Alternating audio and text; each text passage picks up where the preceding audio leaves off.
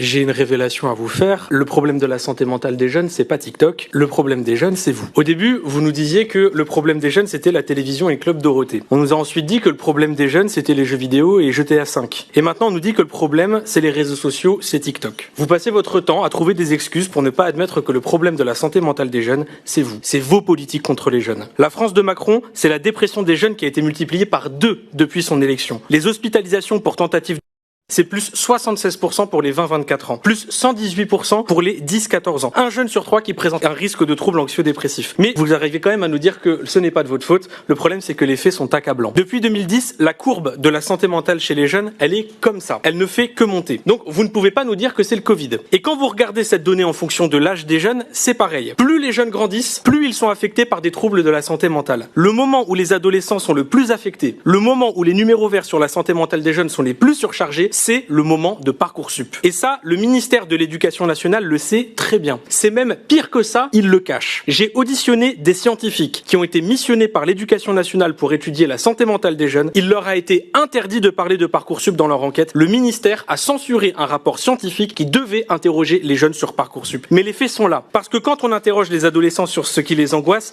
ils disent ça. Notes, avenir, cours, études. Et vous voyez, il y a même Parcoursup qui est marqué juste ici. Quand on interroge les jeunes, je ne vois pas marqué TikTok. Je vois marqué bilan des politiques d'Emmanuel Macron et de Gabriel Attal. Parce que quand on est lycéen à 40 dans une classe, où les professeurs absents ne sont pas remplacés, et quand on sait que c'est un algorithme qui va définir le reste de notre vie sur la base du contrôle de la veille, oui, ça affecte la santé mentale. Quand on est étudiant, qu'on travaille à côté de ses études, qu'on a 100 € de bourse, qu'elle est même pas indexée sur l'inflation, qu'on a un budget de 700 € par mois pour vivre dans des villes où le loyer est à plus de 1000 € pour un studio, qu'on doit faire une croix sur les activités culturelles, qu'on voit pas ses amis parce qu'on a à peine de quoi s'acheter à manger, bien sûr que ça affecte la santé mentale et ça concerne des millions d'étudiants, c'est un phénomène de masse. Quand on est un étudiant qui doit trouver un stage dans un pays avec 20% de chômage des jeunes et qu'on peut pas avoir de diplôme si on trouve pas son alternance, ça rend fou. Et en plus, c'est pas vos gosses qu'on envoie en alternance. Ils ont pas papa et maman pour faire marcher le réseau. C'est encore plus dur d'être recruté quand on est noir ou arabe.